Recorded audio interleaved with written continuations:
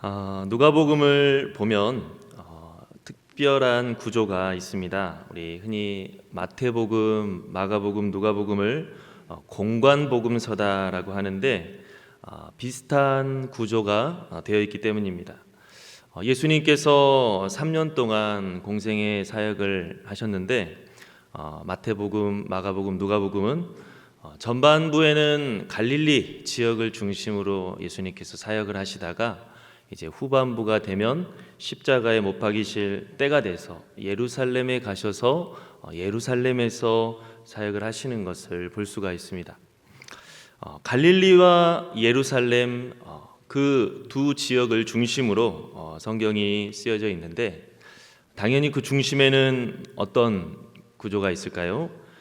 갈릴리에서 예루살렘으로 걸어가는 기간이 있겠죠. 마태복음과 마가복음하고 비교했을 때 이 누가복음은 갈릴리에서 예루살렘으로 걸어가는 그 길이 굉장히 길게 묘사가 되어 있습니다.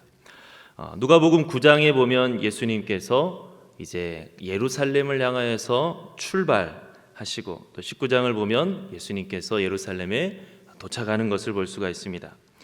그 긴 부분을 할애해서 누가복음은 예수님이 예루살렘을 향해 걸어가신 그 여정에 대해서 묘사를 하고 있는데 그것은 마치 예수님께서 십자가의 길을 걸으셨던 그 길이 과연 어떤 의미가 있을까? 그 여행길을 통하여서 우리들에게 알려주는 것 같은 모습을 보고 있습니다.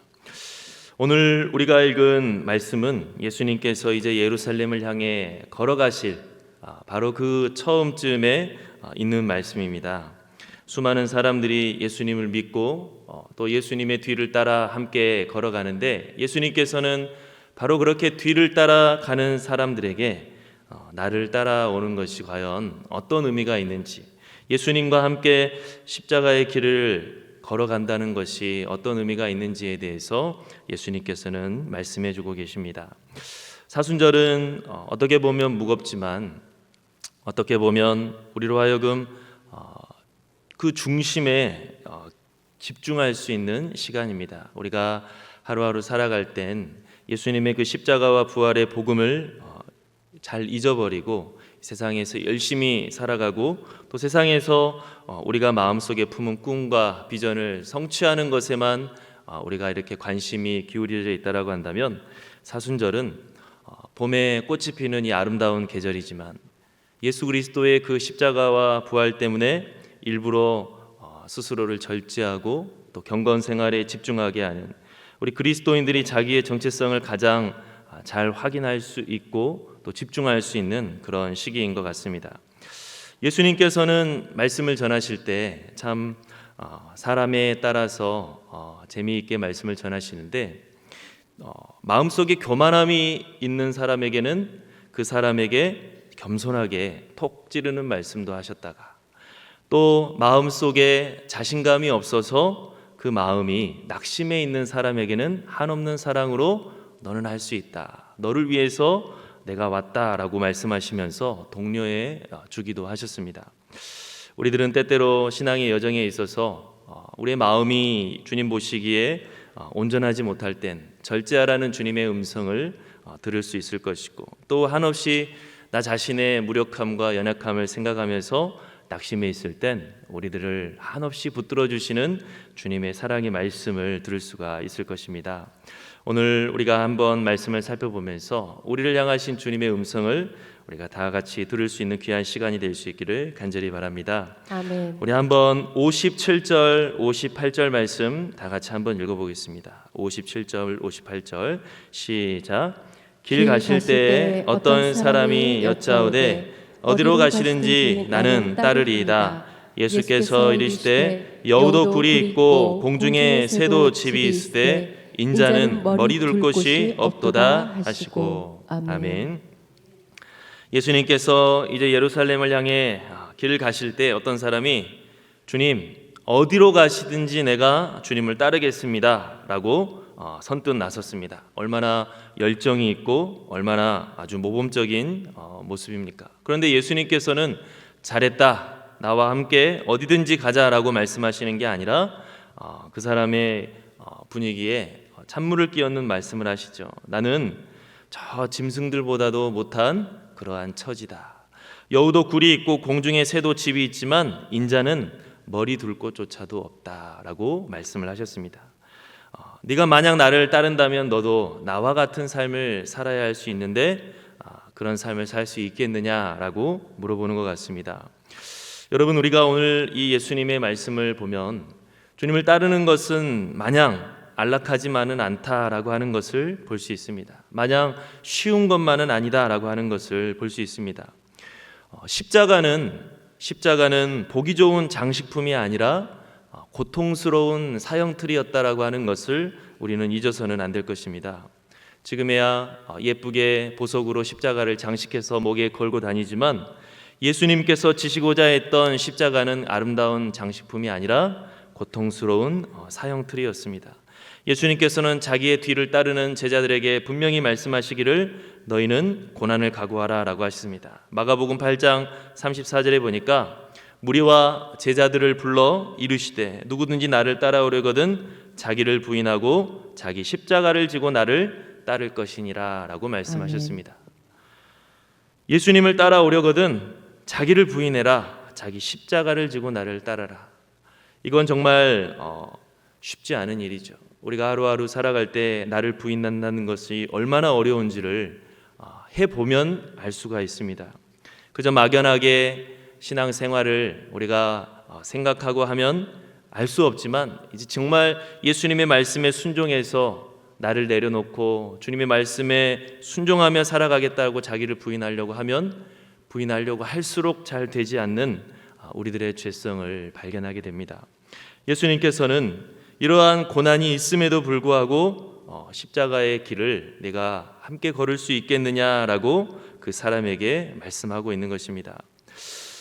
우리가 주님의 뒤를 따른다고 하는 것은 십자가의 길은 장식품이 아니라 사형틀이다라고 하는 것을 우리가 잊지 않을 때 한 가지 유익이 있습니다. 그것은 우리에게 혹 고난이 다가온다면 왜 나에게 고난이 다가오는가 가지고 고민하는 데 에너지를 쏟으면서 시간을 버리는 것이 아니라 주님을 따르면서 다가오는 이 고난을 당연히 여기면서 이것을 어떻게 하면 내가 잘 이겨낼 수 있을까라고 고민을 할 수가 있다고 하는 것입니다. 예수님을 따름에 있어서 고난을 생각하지 않은 사람은 내가 왜 주님을 따랐는데 이렇게 핍박을 받을까? 내가 왜 주님을 따랐는데 이런 어려움들을 겪을까라고 그것을 고민하는 데 시간을 많이 쓰지만 예수님이 걸어가셨던 그 십자가의 길에 고난은 반드시 함께 한다라고 하는 것을 우리가 안다면 어떻게 하면 나도 예수님처럼 이것을 믿음으로 이겨낼 수가 있을까? 어떻게 하면 나도 예수님처럼 이 십자가의 길을 완주할 수 있을까 가지고 고민하고 우리가 긍정적인 마음으로 그 고난을 대처할 수가 있습니다. 베드로전서 4장 12절을 보니까 우리 한번 다 같이 한번 읽어보겠습니다. 베드로전서 4장 12절 13절 시작. 사랑하는 자들아 너희를 연단하려고 오는 불시험을 이상한 일 당하는 것 같이 이상히 여기지 말고 오히려 너희가 그리스도의 고난에 참여하는 것으로 즐거워하라. 이는 그의 영광을 나타내실 때에 너희로 즐거워하고 기뻐하게 하려 함이라. 아멘. 사도 베드로는 말하기를 너희를 연단하려고 오는 불시험 당할 때 이상하게 생각하지 말아라. 오히려 내가 그리스도의 고난에 동참하였구나라고 생각하면서 즐거워하라라고 말씀하고 있습니다. 우리가 예수님 때문에 고난을 당한 적이 있습니까?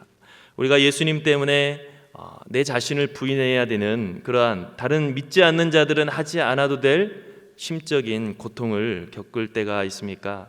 그때 우리가 왜 내가 이런 고생을 해야 되는가라고 생각하는 것이 아니라 내가 예수님의 고난에 동참하고 있다. 내가 예수님께서 걸어가셨던 그 십자가의 길을 나도 뒤따라가고 있다라고 생각하면서 어떻게 하면 주님께서 걸으셨던 이 길을 우리들도 잘 걸을 수 있을까 하고 더 무릎 꿇어 기도하고 더 하나님의 은혜를 간구하며 나아갈 수 있기를 간절히 바랍니다. 아멘. 우리 주님께서 걸어가셨던 이 십자가의 길을 우리가 기뻐하고 즐거워할 수 있는 이유는 무엇이냐? 이것은 헛된 고난이 아니기 때문입니다. 괜한 고난이고 우리가 자학을 즐기는 사람도 아닌데 왜 우리가 십자가의 길을 기쁨으로 받아들일 수가 있느냐? 십자가는 부활로 이어진다라고 하는 생명의 길이고 진리의 길이고 또 하나님의 뜻을 우리가 순종하는 것이다라고 하는 믿음이 있기 때문입니다. 우리 한번 로마서 8장 17절에서 18절 우리 함께 읽어보도록 하겠습니다. 시작. 자녀이면 또한 상속자 곧 하나님의 상속자요 그리스도와 함께한 상속자니 우리가 그와 함께 영광을 받기 위하여 고난도 함께 받아야 할 것이니라. 생각하건대 현재의 고난은 장차 우리에게 나타날 영광과 비교할 수 없도다. 아멘. 우리가 하나님의 자녀라면 우리가 그리스도와 함께 고난을 마땅히 받을 것이다. 그리고 그 고난은 우리들이 앞으로 자녀로서 하나님의 자녀로서 받게 될 영광과 비교했을 때 비교할 수 없다라고 말씀하고 있습니다. 만약 우리가 예수님을 따를 때 고난을 각오하지 않는다면 우리에게 고난이 찾아왔을 때 우리들은 이게 웬 고난인가 하면서 제자들처럼 예수님을 부인하게 될 것입니다. 왜 나에게 이런 일이 일어나는가 이해하지도 못하면서 당황하고 주님을 뒤따라가는 것을 두려워하게 될 텐데 우리가 주님께서 걸어가셨던 이 말씀, 인자는 저 동물들보다도 못할 때가 있다라고 하신 이 말씀이 십자가의 길을 걷는 자들에게는 반드시 함께 한다라고 하는 것을 우리가 오늘 말씀을 통해 기억한다면 우리가 그때 믿음으로 내가 이겨내야 되겠다, 믿음으로 승리해야 되겠다라고 하는 결단으로 이겨낼 수 있을 줄로 믿습니다. 아멘. 오히려 고난을 거부하려고 하는 것은 예수님의 참된 제자의 모습이 아니다라고 하는 것입니다. 수많은 사람들이 왜 예수님의 뒤를 따르려고 했을까요? 그것은 예수님께서 기적을 일으키시고 병을 고치시고 그 모습이 너무 멋있어서 정말 나도 예수님의 뒤를 따르면 나도 잘 될 것이다, 이 세상에서 저와 같이 성공할 것이다 라고 하는 부푼 꿈을 가지고 뒤를 따랐을 텐데 우리가 참된 신앙은 우리의 목적을 이루기 위해서 하나님의 능력을 사용하려고 하는 것이 참된 신앙이 아니라 우리들의 마음과 뜻을 다해 주님을 섬기고 주님의 뜻에 순종하기 위해서 나 자신을 부인하는 것이 우리 예수 그리스도께서 가르쳐 주신 참된 신앙이다라고 하는 것을 우리가 이 십자가 앞에서 분명히 알아야 될 것입니다. 아멘. 그래서 예수님의 화려한 기적, 화려한 능력만 좋아하는 것이 아니라 그 고난에도 불구하고 끝까지 주님의 하나님 아버지의 말씀에 순종하려고 했던 예수님의 그 모습을 닮아갈 수 있는 저와 여러분들이 될 수 있기를 간절히 바랍니다. 아멘. 두 번째로 예수님께서는 주님을 따르는 것이 이 세상의 어떤 것보다도 가장 중요하다라고 말씀합니다. 우리 한번 오늘 말씀 59절 60절 다 같이 한번 읽어보겠습니다. 59절 60절 시작. 또 다른 사람에게 나를 따르라 하시니 그가 이르되 나로 먼저 가서 내 아버지를 장사하게 허락하옵소서. 이르시되 죽은 자들로 자기의 죽은 자들을 장사하게 하고 너는 가서 하나님의 나라를 전파하라 하시고. 아멘.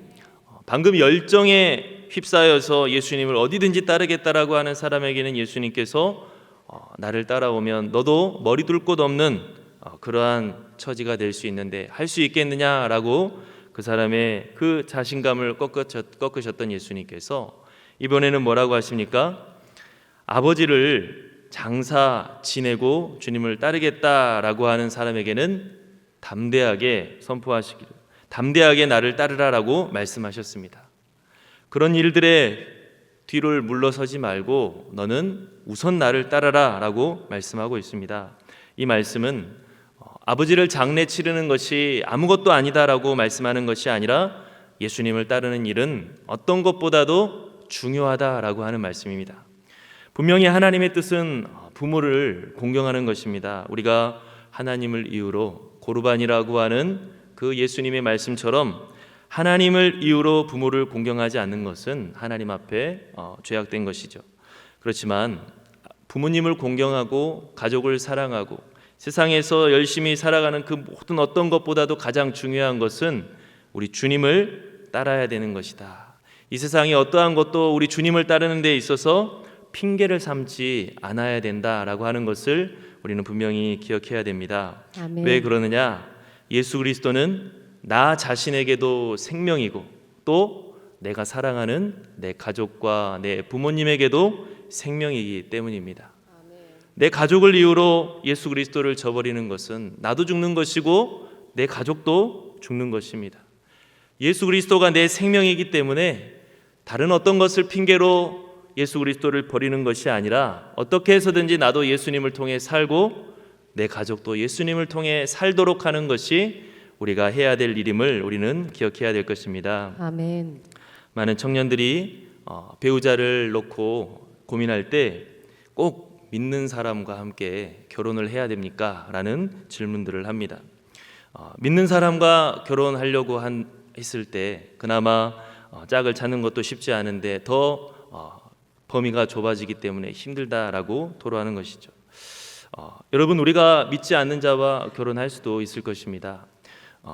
그런데 우리가 믿지 않는 자와 결혼했다고 했을 때 가정의 평화를 위해서 우리가 예수 그리스도를 따르는 것을 포기한다라고 한다면 그것은 나도 죽고 가족도 죽는 일입니다. 우리가 믿지 않는 자와 결혼을 한다라고 했을 때 내가 살고 가족도 살기 위해서는 정말 끝까지 예수 그리스도를 믿는 그 믿음을 포기하지 않고 또 내가 사랑하는 그 가족들도 예수 그리스도를 영접하도록 끊임없이 기도하고 전도해야 우리가 나도 살고 가족도 사는 길이다라고 하는 것을 잊어서는 안 될 것입니다. 그런데 많은 사람들이 결혼하기까지는 예수님을 위해 예수님께 기도하면서 그렇게 예수님을 붙들지만 가족을 나중에 가족의 평화를 이유로서 예수님마저 버리는 그러한 모습을 봤을 때 과연 그동안 예수님을 구주라고 고백했던 그 고백은 얼마나 진실성이 있었고 무게가 있었을까 하는 생각을 해봅니다. 예수 그리스도를 환경이 바뀌고 상황이 바뀐다고 그렇게 뒤로 잊어버리고 한다는 것은 우리가 그만큼 예수님을 내 생명으로 여겼다라고 하는 그 고백이 얼마만큼 무거운 고백이었는지를 돌아보게 만듭니다. 이 사람, 두 번째 사람은 예수님께 핑계를 댔을 수도 있습니다. 어떻게 하면 아버지를 핑계로 집안일을 핑계로 예수님을 따르는 것을 차일피일 미루고 싶었을 수도 있습니다. 우리들도 전도를 하면 내가 지금 상황은 안 좋기 때문에 내가 예수님을 믿고 싶지만 내 가족들 때문에 내 경제적인 형편이 조금 더 나아진다면 여건이 좀 더 나아진다면 하고 계속해서 나중을 기약하는 그러한 사람들을 만납니다. 우리 자신도 하나님 앞에 감동을 받아서 순종하기를 결단해야 된다라고 하는 필요성을 느끼지만 지금 현재 내 상태는 아직은 아니다라고 차일피일 미룰 때도 많이 있습니다. 그때 우리가 오늘 이 말씀을 보면서 삶의 우선순위를 잘 세우는 사람이 돼야 될 것입니다. 우리의 상황이 어떠하든지 간에 우리의 형편이 어떠하든지 간에 우리가 예수 그리스도를 따르고 예수 그리스도 앞에 온전히 서는 것을 최고의 우선순위로 여기는 바로 그러한 믿음이 있어야 될 것입니다. 아멘. 그리고 삶의 우선순위가 하나님 중심이고 예수님 중심이고 믿음 중심으로 세워질 때 오히려 뜻하지 않게 길이 열리는 것을 볼 수 있습니다. 우리가 잘 아는 말씀인 다니엘서 1장 8절에 보면 포로로 잡혀갔던 다니엘은 그 나라의 음식을 먹고 그 나라의 문화 속에서 살아가야 되는 것을 강요받았는데 다니엘이 어떻게 했다고 했습니까? 우리 한번 다니엘 1장 8절 다 같이 한번 읽어보겠습니다. 시작. 다니엘은 뜻을 정하여 왕의 음식과 그가 마시는 포도주로 자기를 더럽히지 아니하리라 하고 자기를 더럽히지 아니하도록 환관장에게 구하니. 아멘. 다니엘은 이 문제 앞에서 먼저 뜻을 정했다라고 했습니다. 내가 이 정도 수위로 나를 핍박하면 내가 우선은 들어주고 그래도 내 나름대로 버틸만하게 나를 핍박하면 내가 한번 주장해 보겠다 이렇게 결정한 것이 아니라 먼저 뜻을 정해서 나는 하나님 앞에 나 자신을 더럽히지 않겠다 하고 뜻을 정하고 나니까 길이 열리는 것을 다니엘은 경험했습니다. 무슨 일이 있어도 내가 하나님을 섬기겠노라 하고 뜻을 정확하게 정하자 하나님의 은혜 가운데 그의 신앙을 지킬 수 있는 길이 열리게 됐다라고 하는 것이죠. 우리들도 이런저런 염려와 근심으로 우리의 우선순위가 꼬여서 우리에게 고난이 찾아올 때가 오히려 많이 있습니다. 차라리 처음부터 삶의 우선순위를 온전히 정하고 내가 하나님 중심으로 살아가고 믿음 중심으로 살아가겠다고 했다면 오히려 복잡하지 않고 모든 것이 단순하게 하나님 안에서 길이 열렸을 터인데, 괜히 우리 마음에 의심이 있고 두려움이 있어서 우선순위가 무너지다 보니까 여러 개의 부차적인 고난들이 우리를 괴롭힐 때가 많이 있음을 경험합니다. 오늘 주님께서는 세상의 어떠한 것도 우리 주님을 따르는 것보다 우선하지 못한다, 이런 것 저런 것을 핑계로 우리 주님 따르는 것을 미루지 말아라 라고 하신 이 말씀을 살펴보면서 우리도 삶의 우선순위를 잘 세워갈 수 있기를 간절히 바랍니다. 아멘. 세 번째로 오늘 말씀을 보면 예수님께서는 우리가 주님을 따라 주님의 나라를 위하여 살아갈 때 뒤돌아보지 말라라고 말씀하고 있습니다. 우리 한번 61절, 62절 말씀을 우리 함께 보도록 하겠습니다. 61절, 62절 시작. 또 다른 사람이 이르되 주여 내가 주를 따르겠나이다마는 나로 먼저 내 가족을 작별하게 허락하소서. 예수께서 이르시되 손에 쟁기를 잡고 뒤를 돌아보는 자는 하나님의 나라에 합당하지 아니하니라 하시니라. 아멘. 이번에는 한 사람이 내가 주님을 따르기는 하겠습니다, 하지만 내 가족과 작별 인사를 한번 할 수 있게 해주십시오. 하지만 예수님께서는 단호하게 거절하셨습니다. 왜 예수님께서는 작별 인사 한번 하는 것을 거절하셨느냐? 그 말 속에는 다시 뒤로 돌아가고 싶어하는 미련을 느끼셨기 때문이죠. 아직 그 사람은 주님을 따른다고는 말은 했지만 그 마음이 완전하게 정리가 되지 못한 마음입니다. 어찌 보면 작별 인사를 하러 갔다가 그때 가족들이 혹시나 나를 붙잡으면 주님 죄송합니다, 가족들이 이렇게 나를 붙잡으니 제가 주님을 따를 수가 없겠습니다 라고 스스로 핑계를 찾고 싶고 스스로 그 유혹에 나를 던지고 싶은 마음으로 예수님께 그런 부탁을 했지 않나 싶습니다. 예수님께서는 바로 이런 것을 경계하셨습니다. 우리가 주님을 따라 하나님의 나라를 향하여 나아갈 때 이미 뒤로 간 것에 대한 미련을 갖지 말아라. 우리가 세상의 그 유혹에 일부러 한번 빠져보고 싶고 다시 한번 세상의 재미에 돌아가고 싶어하는 것들로 인하여서 우리의 관심이 흐트러지는 것은 마치 손에 쟁기를 잡고 뒤를 돌아보는 것 같다. 그것은 이도저도 아니고 모든 것을 다 망치게 된다라고 말씀하고 있습니다. 우리가 주님을 따르는 것에 있어서 쟁기를 잡고 뒤를 돌아보듯이 따른다면 우리는 앞을 향하여서 제대로 가지도 못할 뿐더러 여러 면에 있어서 삶의 문제를 만들어버리고 맙니다. 우리는 반드시 집중하지 못하고 예수 그리스도를 따르지 못하고 미련을 가지고 나아갈 때 우리에게 맡겨주신 하나님의 일을 잘 할 수가 없습니다. 우리가 우리의 연약함, 많은 연약함이 있겠지만 우리의 마음이 정리되지 못하고 우리의 마음에 미련이 남아있을 때 우리는 집중하지 못하는 것을 경험합니다. 나도 예수님을 따라 나를 부인하겠다라고 수없이 외치고 찬양하고 고백하지만 내 마음 한켠에서는 나도 저렇게 편하게 있고 싶다, 나도 저렇게 내 마음대로 살아보고 싶다라고 하는 마음을 내버리지 못할 때 우리가 주님을 따를 때 여러 면에서 고통이 되는 것이고 고난이 되는 것이죠. 여러분, 우리가 계속 뒤돌아보면 그것은 뒤돌아보는 것으로 끝나는 것이 아니라 유혹을 받아서 다시 뒤로 돌아가게 됩니다.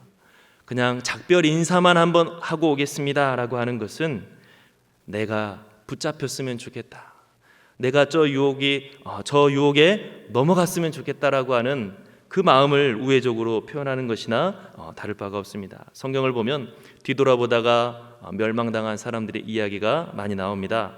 하나님의 은혜로 종살이에서 해방된 이스라엘 사람들이 광야의 길을 걷는 동안에 우리가 다시 애굽으로 갔으면 좋겠다 하고 미련을 버리지 못하고 계속해서 원망하다가 하나님의 그 약속의 땅에 이르지 못하고 광야에서 다 죽게 됐습니다.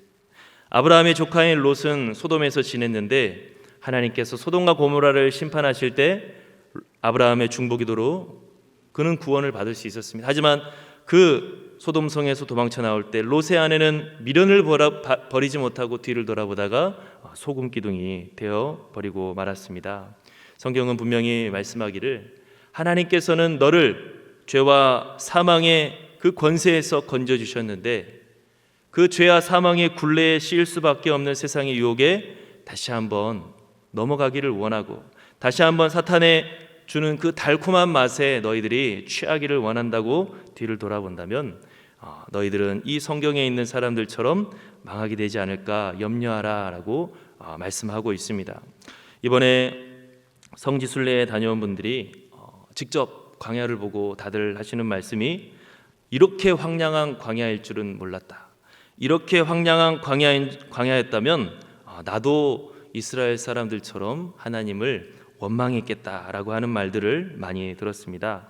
우리들도 그 황량한 광야를 직접 걷는다면 하나님을 원망할 수밖에 없는 그러한 상황에 처할 수도 있죠. 그런데 우리가 한 번 더 생각해 본다면 예수님께서 걸으셨던 광야는 과연 어떠했을까라고 하는 것입니다.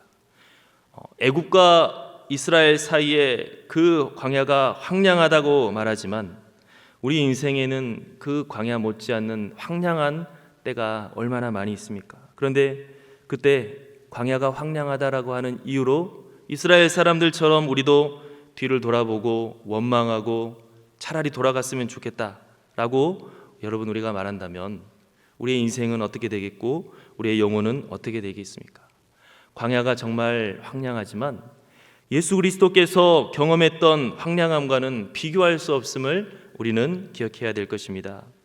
우리들은 한 인간으로서 겪고 있는 황량한 광야지만 예수 그리스도는 성자 하나님으로 이 세상을 창조하신 창조주께서 겪지 않아도 될 그 엄청난 황량한 광야를 겪으셨습니다. 그런데도 불구하고 예수님은 그 가운데에서 뒤를 돌아보지 아니하시고 원망하지 아니하시고 끝까지 하나님 아버지의 말씀에 순종하면서 앞으로 나아갔습니다. 그것은 앞에 있는 하나님 보좌 우편에서 받을 그 영화를 믿음으로 바라보며 나아갔다라고 인내하셨다라고 성경은 말씀하고 있습니다. 우리들도 친히 겪지 않아도 될 그 광야의 황량함을 겪으시면서 우리도 살리시고 또 우리를 위로하시는 우리 주 예수 그리스도의 그 뒷모습을 다시 한번 바라볼 수 있는 이 사순절 기간이 될 수 있기를 간절히 바랍니다. 아멘. 우리가 광야의 황량함을 바라보면 원망할 수밖에 없고 의심할 수밖에 없고 또 미련을 가질 수밖에 없는 것이 우리의 인간의 당연한 마음이다라고 말할 수 있겠지만 그런다고 해서 정말 뒤돌아보고 미련을 갖고 우리가 돌아간다면 망할 수밖에 없는 것도 당연한 것임을 잊지 않아야 될 것입니다. 우리가 앞을 향하여서 나아가는 것이 유일하게 살 길이라고 하는 것을 우리가 분명하게 기억하고서 뒤를 돌아가는 것은 조금 더 달콤하게 보일 수 있겠지만 조금 더 우리들의 마음을 위로하는 것처럼 보일 수 있겠지만 그것은 살 길이 아니라 죽을 길이다라고 하는 것을 기억하면서 예수 그리스도께서 말씀하시고 가리키신 하나님의 나라만이 우리가 가야 할 것이고 우리가 살 길이다라고 하는 그 믿음을 가지고서 믿음의 여정에 승리하며 나아갈 수 있는 저와 여러분들이 될 수 있기를 간절히 바랍니다.